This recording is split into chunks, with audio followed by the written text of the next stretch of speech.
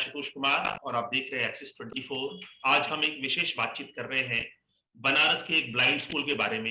इस वक्त हमारे साथ बनारस से शशि भूषण सबद जुड़े हैं। शशि भूषण अभी फिलहाल जेएनयू स्कॉलर हैं, पूर्व में उसी ब्लाइंड स्कूल के छात्र रह चुके हैं।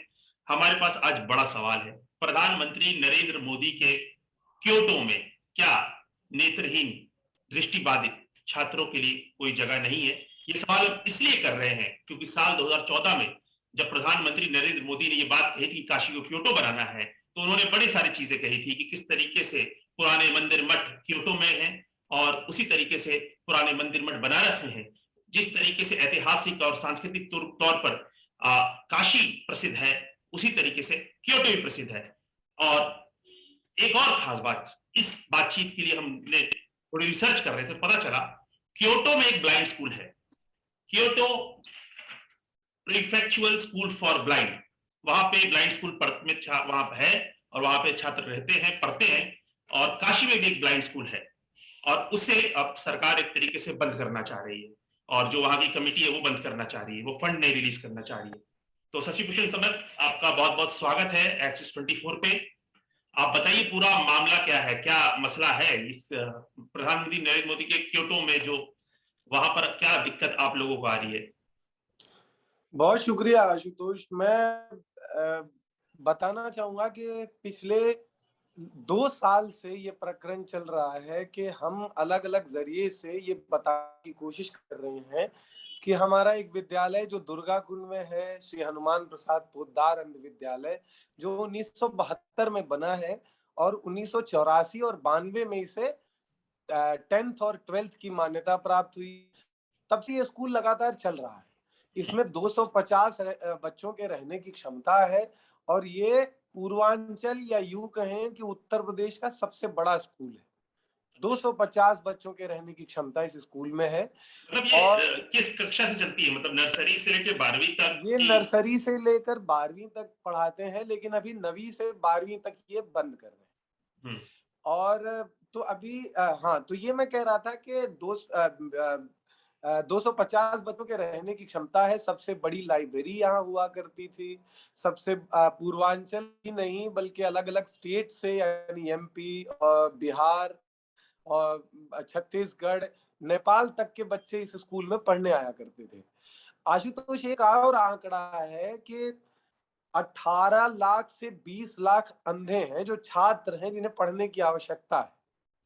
और उत्तर प्रदेश में सिर्फ 4 ब्लाइंड स्कूल है जिसमें सिर्फ 400 बच्चों के पढ़ने की क्षमता है और महिलाओं के सिर्फ 2 ब्लाइंड स्कूल जिसमें 200 महिलाएं ही सिर्फ पढ़ पा रही, महिला छात्राएं। ऐसी हालत में अगर इस तरह का एक विद्यालय ट्रस्ट की तमाम मतलब कोशिशों और इस तरह गेम खेल कर बंद कर दिया जा रहा है, ये बहुत अफसोस की बात है हमारे देश की शिक्षा व्यवस्था के लिए भी और प्रधानमंत्री के लिए भी, क्योंकि ये काम उनके सांसदीय क्षेत्र में हो रहा है, उनके घर में हो रहा है और कहीं ना कहीं ये उसके काम का समर्थन करते हुए दिख रहे हैं। जैसे अगर मैं बताऊं आपकी, जिस दिन प्रधानमंत्री आए थे उस दिन मैंने कोशिश की थी उनसे मुलाकात करने की, लेकिन किस उस दिन तारीख की बात पुलिस है? वाले, किस तारीख की बात है ये जब आप अरे प्रधानमंत्री अभी क्या? जो रीस प्रधानमंत्री 12 तारीख को आए थे क्या, अच्छा, पिछले हाँ बार, उसी, हाँ उसी हाल अभी फिलहाल में। रिसेंटली जो आए थे प्रधानमंत्री, जी। उस वक्त भी उनसे बात करने की हम लोगों ने तमाम तरह से कोशिशें की, लेकिन उस दिन शशि भूषण समद और अन्य साथियों को 50 पुलिस खोज रही थी बीएचयू में, छापे पड़े हॉस्टल्स में कि कहीं ये छात्र किसी दूसरे तरीके का बखेड़ा ना खड़ा कर दे। योगी जी आए थे अभी पर, दिन भर रात भर 24 घंटे बनारस में रहे हैं और हम छात्र सड़क पर बैठे हुए हैं, मतलब अपने स्कूल के सामने सड़क पर बैठे हुए हैं। वो रास्ता डाइवर्ट करके दूसरे रास्ते से गए योगी जी। ये तो और ठीक है कि संसदीय क्षेत्र में आए हैं, चाहे और मुख्यमंत्री हैं, आप लोगों ने ज्ञापन भी उन्हें सीधे तौर पर भेजा है, क्या उधर के जहां बाद कोई तक कार्रवाई? ज्ञापन का सवाल है तो क्या हुआ था, पिछली बार जब लॉकडाउन हो रहा था तो लॉकडाउन के वक्त ही इन लोगों ने अनाउंस किया, जिस दिन प्रधानमंत्री ने देश को बंद करने की घोषणा की थी उसी दिन इन्होंने स्कूल को बंद करने की घोषणा की थी, 9वीं से 12वीं तक की। और उसी दिन लेटर्स भेज दिए गए छात्रों के घर। उसके बाद हमारे कुछ साथियों ने अलग अलग जगहों पर पहले तो मतलब लोकल लेवल पे इसको कोशिश की कि डीएम को लेटर लिखा, विकलांग कल्याण अधिकारी को लेटर लिखा, लेकिन जब कोई जवाब नहीं आया तो छात्र होम मिनिस्ट्री गए, मतलब दिल्ली आए गए छात्र। उसके बाद जनता दरबार में केशव प्रसाद मौर्य से भी मुलाकात की। केशव प्रसाद मौर्य से मुलाकात होने पे उन्होंने कहा कि कोई दिनेश जी ये जो है काम देखेंगे, लेकिन पता नहीं वो कौन से दिनेश जी थे और कौन सा काम वो देख रहे हैं आज तक।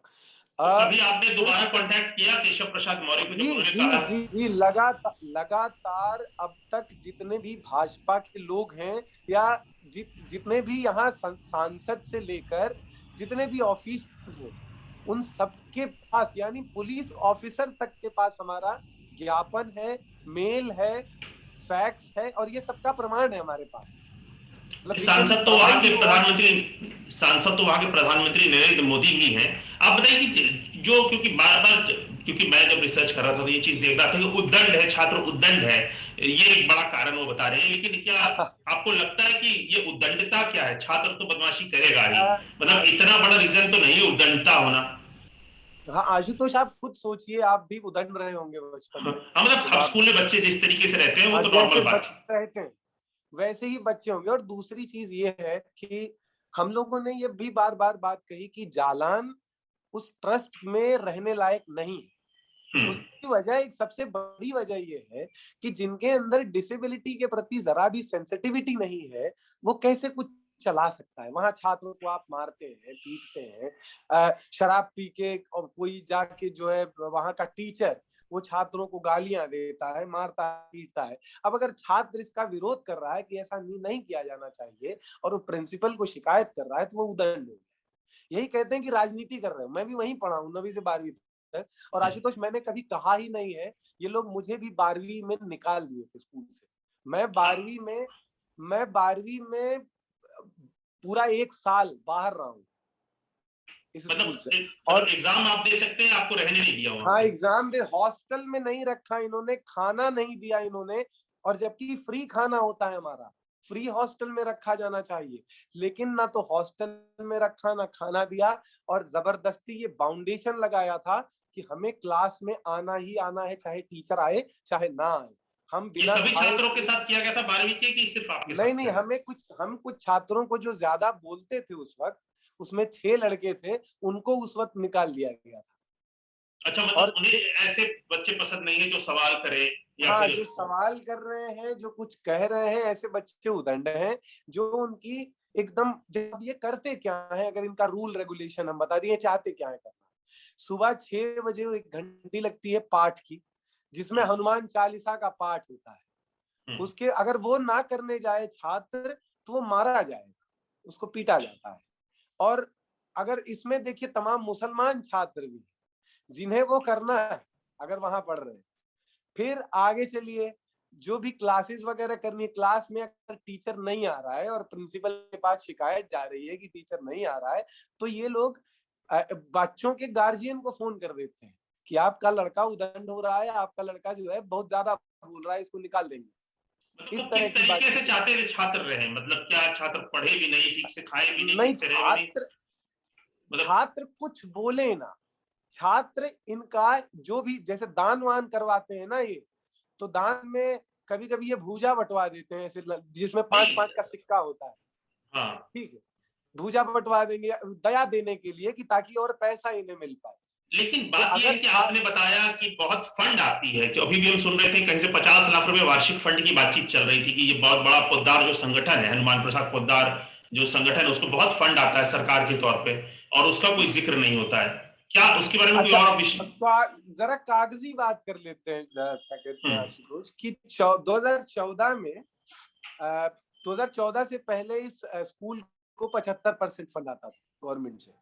कितना होगा 75%? कितने रुपयों में बात करें तो? 75% का मान लीजिए 60 लाख, 60 लाख 60 रुपए, 70, यानी हाँ 80 60, लाख रुपए वर्ष में आता है?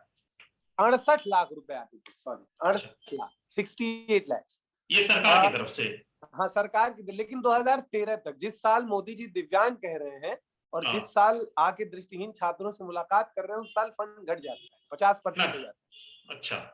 हाँ, उस साल 50% होता है, यानी कि 40 लाख रुपए ग्रांट हुए, और हम्म, उसके बाद 2-3 साल तक पैसे ग्रांट नहीं हुए। अच्छा। हाँ, और जिसमें स्कूल वालों का कहना है कि सरकार हमें फंड नहीं दे रही है, और इनका सरकार का कहना है कि स्कूल वाले हमें टाइम पर कागजात नहीं देते हैं। 2017-18 में इन्होंने एक बार कोशिश की थी इस स्कूल को बंद करने की। उस वक्त यहाँ के जो है डीएम थे सुरेंद्र सिंह। तो सुरेंद्र सिंह ने कहा था कि अगर भाई आप ट्रस्टी हैं, अगर आप नहीं चला सकते हैं तो आप छोड़ दीजिए, हम नए ट्रस्ट का गठन करके चलाएंगे, या इसको सरकार सरकार चलाएगी। तो चूंकि ये पब्लिक ट्रस्ट है, तो पब्लिक ट्रस्ट में जो जमीन दे दी जाती है स्कूल के लिए, किसी सामाजिक काम के लिए, उस जमीन पर आप किसी भी तरह से कोई दूसरा व्यावसायिक काम नहीं कर सकते। हाँ। ये रजिस्ट्री में होता है कि अगर आप ट्रस्ट के नाम पर कोई स्कूल ले रहे हैं या कोई संस्था चला रहे हैं, तो आप उस जमीन में या उस बिल्डिंग में दूसरा कोई काम नहीं कर सकते। हाँ, तमाम रियायतें मिलती हैं उन्हें, हाँ, तमाम रियलिटीज। हाँ, तो मिलती इसमें सुरेंद्र सिंह ने यही बात उनसे कहा कि भाई आप छोड़ दीजिए, हम नए ट्रस्ट का गठन करेंगे और चलवाएंगे, और सरकार, और आपको अगर फंड नहीं मिल रहा है तो हम पैसा दिलवाएंगे सरकार से। दो बातें आपने विशेष कही शशि भूषण, मैं यहाँ पे थोड़ा आपको रोकना चाहूंगा। एक है कि वो सही कागजात सही समय पर नहीं देते हैं, और दूसरा जब उनसे ट्रस्टी लेने की बातचीत हुई, नए ट्रस्ट करने की, तो उन्होंने उस वक्त टाल मटोल कर दिया कि हम ठीक से चलाएंगे।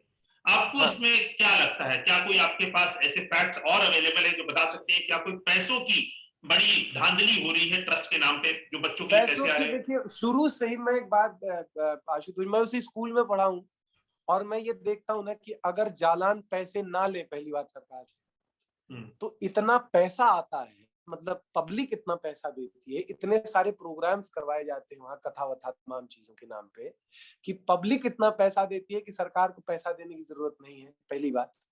दूसरी बात कि जो सरकार फंड दे रही है, इसमें शुरू से लेके आज तक, मतलब 2012 से लेके 2018 तक, मतलब 20 तक लगातार पैसा खाए, मतलब ऊपर से लेके नीचे तक, डिस्ट्रिक्ट मजिस्ट्रेट से लेकर ये जितना लोग ऑफिशियल है, क्योंकि हम जब विकलांग कल्याण अधिकारी से बात कर रहे हैं इस बारे में ना, तो उसका मुंह एकदम उतरा हुआ है, उसके पास हमारे एक सवाल का जवाब नहीं है, वो बैठ के छात्रों से डांट खा रहा है और चुपचाप।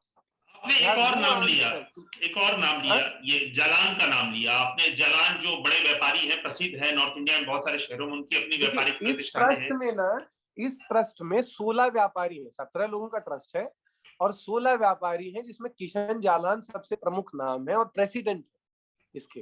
किशन जालान बहुत बड़े उद्योगपति हैं। अब प्रॉब्लम वो एक्चुअली वो क्यों जा रही है जमीन, क्यों इतनी ज्यादा इंपॉर्टेंट है वो जगह, ब्लाइंड स्कूल ही है, सोचा जा सकता है, और ट्रस्ट चल रहा था तो सोचा जा सकता है भाई ब्लाइंड स्कूल एक छोटी सी जगह, क्यों उसको नष्ट करना है।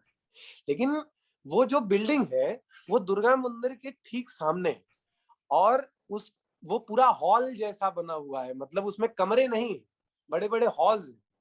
तो उसको मल्टीप्लेक्स हॉल बना देने में 6 महीने नहीं लगेंगे।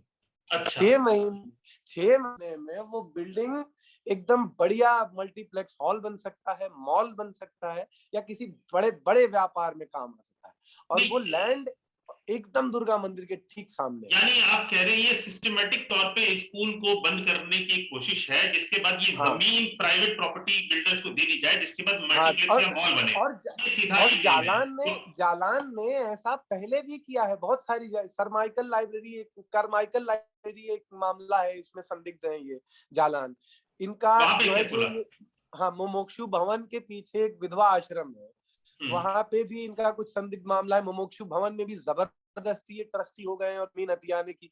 बनारस में जितने भी जमीन अब तक मतलब जालान ने उठाए, ये सारा पहले किसी ना किसी तरीके से ट्रस्ट रहा है, जिसको धीरे धीरे कैप्चर कर लिया गया है, और ये बहुत पहले से। और अभी देखिए, जालान का इतना बड़ा व्यापारी है और आरएसएस से जुड़ा हुआ है, गाय को गौशाला चलवाता है, और उसमें इसके ऊपर गाय की तस्करी के आरोप, लेकिन और सरकार को नहीं पता होगा ये बात, वीडियोस हैं इसके, न्यूज है ये, लेकिन किसी के ऊपर जू जू नहीं रहता है। और ऐसा आदमी अगर कोई सामाजिक काम कर रहा है तो, और दूसरा ये है ना कि सरकार जो है सामाजिक काम करने पर व्यापारियों को रियायत देती है तमाम तरह की, और उस रियायत की वजह से कि 50% कम हो गया, 60% कम हो गया या टैक्स कम देना पड़ता है, इन सारी चीजों की वजह से ये लोग अट्रैक्ट होते हैं इस तरह का धंधा करने के लिए। और ये जो विधवाएं हैं, महिलाएं हैं, बच्चे हैं, छात्र हैं, अंधे छात्र हैं, विकलांग छात्र हैं, ये लोग इनके टूल होते हैं, ये लोग इनके सामग्री होते हैं जो वे बेच के कमा पाए। सेवा के नाम पे हमारा अधिकार बेचते हैं और हमें सेवा दे रहे हैं। तो यही हमारा क्वेश्चन है आज कि हमको सेवा नहीं चाहिए, हमारा अधिकार है, हम टैक्स देते हैं भूषण, सरकार को। अगर मैं पूछूं आज की परिस्थिति क्या है, आप उतने दिनों से आंदोलन कर रहे हैं, महीने 2 महीने से लगातार सोशल मीडिया पे आप देख रहे हैं किस तरीके से आप सड़कों पे जा रहे हैं, गीत गा रहे हैं, आज अगर बात की जाए तो वहां पर क्या स्थिति है, आपको क्या चांसेस आज लग रहे हैं? देखिए, दुर्गा कुंड के ठीक सामने लड़के पिछले 10 दिन से बैठे हुए हैं दुर्गा कुंड के सामने, और रोड है कैंट से, मतलब लंका से कैंट जाने वाला रोड। लेकिन पुलिस ने उस पूरे एरिया को ऐसे कंट्रोल कर लिया है, वहां पे जो है पार्किंग वगैरह बना दी है, और जो आंख वाला यानी वीडियो वाला या फोटो वाला वहां छात्रों की मदद करने जा रहा है, फोटो खींचने जा रहा है, उसको पुलिस उठा रही।